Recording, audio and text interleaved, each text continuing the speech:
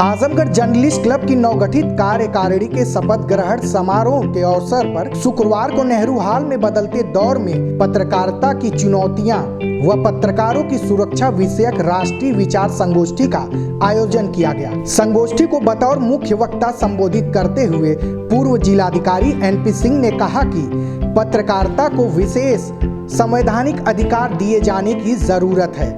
उन्होंने कहा कि भारत में हमेशा पत्रकारिता और पत्रकारों पर अंकुश लगाने का काम किया जाता है।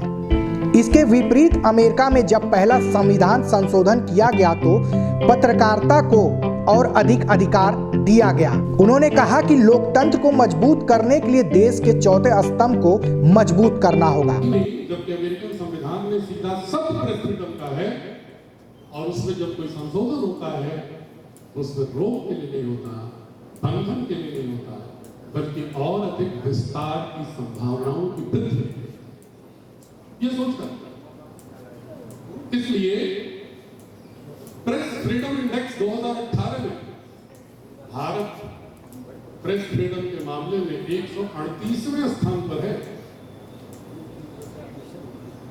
इसका मतलब क्या होगा कि कहीं भी हमको legal environment, social environment, political environment, ideological environment में सोच के गुणात्मक परिवर्तन की जरूरत है, एक वाइटल ट्रांसफॉर्मेशन की जरूरत है। इसको बहुत हल्के से हम नहीं ले सकते। अगर मैं, क्योंकि समय कम है, मैं इसलिए बहुत विस्तार में नागरिक हूं, तो जिलाधिकारी हूं, कभी आऊंगा तो फिर बात करूंगा। लेकिन मैं संक्षेप में अगर 4-5 बिंदु कहूं चुनौतियों की, तो पहली चुनौती मुझे लगती है precariousness nature of the job of employment of journalists। वहीं दिल्ली के वरिष्ठ पत्रकार व प्रेस क्लब ऑफ इंडिया के पूर्व सचिव संजय सिंह ने कहा कि पत्रकारों को भी अपनी सीमाएं तय करनी पड़ेगी। उन्होंने कहा कि आज पत्रकार खुद ही अपने आप को जज की भूमिका में रखता है, वह सही व गलत का फैसला करने लगता है। यदि पत्रकार केवल न्यूज लिखे, उसमें व्यूज न डाले तो उसे कभी सुरक्षा की जरूरत नहीं पड़ेगी। किस तरह की सुरक्षा आपको चाहिए भाई? जब एजेंडे की पत्रकारिता आप करेंगे, कैसी सुरक्षा? सबसे अधिक अगर नुकसान इस पत्रकारिता को पहुंचा है तो इज्म से पहुंचा है। इज्म क्या है साहब?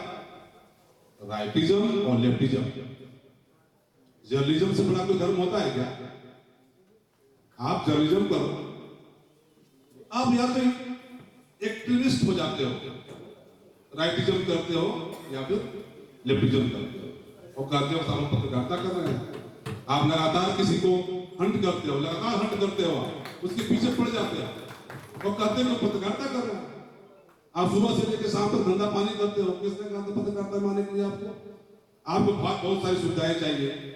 वरिष्ठ पत्रकार अरविंद चतुर्वेदी ने कहा कि पत्रकारिता के समक्ष सबसे बड़ी चुनौती यह है कि उसके सेवा सुरक्षा की कोई गारंटी नहीं है। कब किसे नौकरी से निकाल दिया जाएगा यह तय नहीं होता। इसके लिए पत्रकारों के संगठन को एक फंड एकत्रित करने की जरूरत है। यह फंड जरूरतमंद पत्रकारों को समय समय पर दिया जाना चाहिए। यदि ऐसा हुआ तो पत्रकार निर्भीक होकर काम कर सकेगा। कोई तो हो जो हमारी भी तो सुने। आप लोग बताइए, इतने सारे लोग बहुत सारी समस्याओं से गुजर रहे होंगे। आपने आशुतोष जी को बताया होगा, कोई अपना होगा तो जाके अपने विश्वास जी को बता दिया होगा, नागेंद्र भाई को बता दिया होगा, लेकिन उसमें से कितनों की मदद हुई? आप बताइए, है कोई? सारे पत्रकार बैठे हुए हैं यहाँ पे, कोई नहीं होता मेरे दोस्तों, कोई नहीं होता। आपके हमारे तकलीफ में खड़ा होने वाला बहुत कम लोग होते हैं।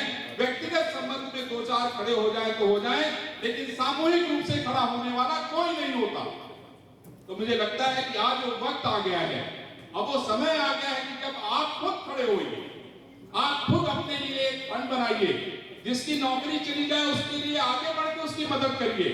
और मैं ये भी बताऊं कि अगर उसकी नौकरी लग जाए तो वो भी अपनी तरफ से ईमानदारी से धीरे धीरे एक लोन के तौर पे, बिना ब्याज के उस पैसे को अगर चुकाने का काम करेंगे तो आने वाले समय में आप लोग एक क्रांति लाने का काम करेंगे। वहीं सुप्रीम कोर्ट के युवा अधिवक्ता प्रवन प्रकाश पाठक ने कहा कि पत्रकारिता को चौथा स्तंभ कहा तो जाता है, मगर देश के संविधान में इसका कोई जिक्र नहीं है।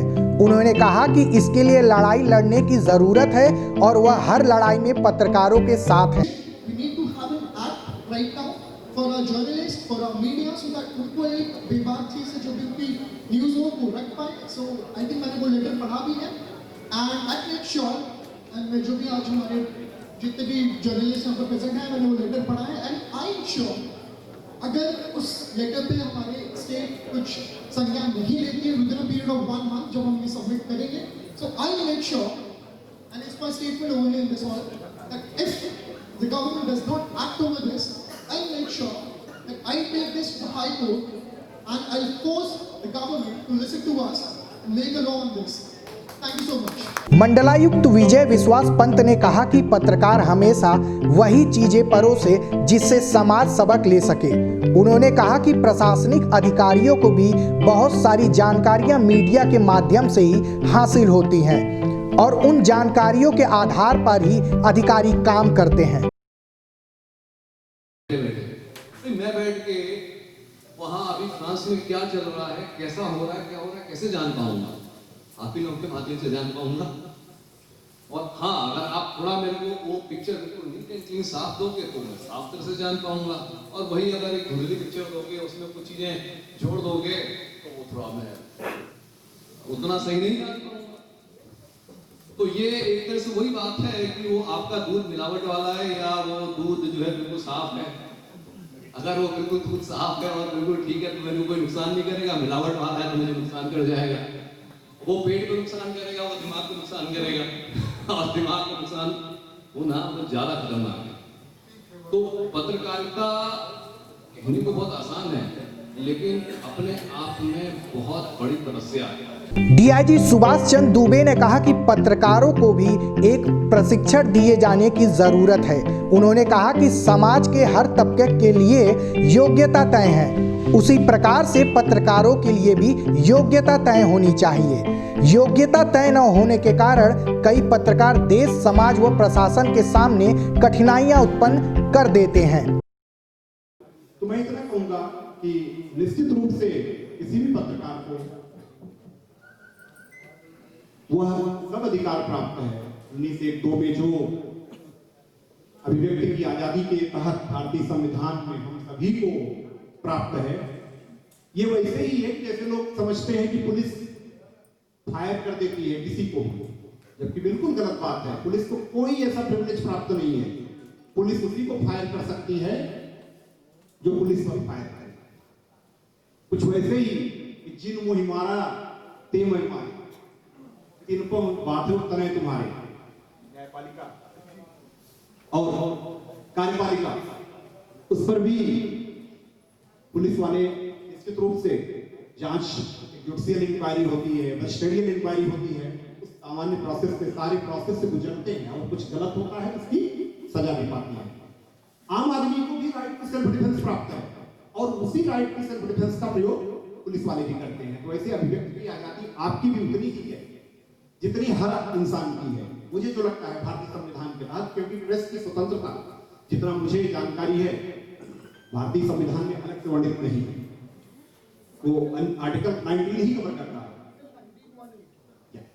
तो मेरा सिर्फ इतना कहना है कि यहां पर आप जितना ज्यादा अपनी अभिव्यक्ति की आजादी का सम्यक प्रयोग करेंगे, मैं मानता हूं कि आज के बदलते परिवेश में जैसे जैसे ट्रांजिशन का पीरियड है, संक्रमणकालीन दौर में बहुत सारे माफिया तत्व, आपराधिक तत्व जब उनके हित प्रभावित होते हैं, विशेष करके आर्थिक हित प्रभावित होते हैं, तो वो कहीं ना कहीं से आप आसान टारगेट होते हो। कार्यक्रम के संयोजक अरविंद कुमार सिंह द्वारा विषय परिवर्तन के साथ पत्रकारों की सुरक्षा से संबंधित कानून उत्तर प्रदेश पत्रकार सुरक्षा अधिनियम बनाने के लिए राज्यपाल व मुख्यमंत्री को संबोधित ज्ञापन मंडलायुक्त को सौंपा गया। जर्नलिस्ट क्लब के गाजीपुर, जौनपुर, मऊ, बलिया, वाराणसी व सोनभद्र के नवगठित इकाई अध्यक्षों की नियुक्ति पत्र भी वरिष्ठ पत्रकार अरविंद चतुर्वेदी के हाथ प्रदान किया गया।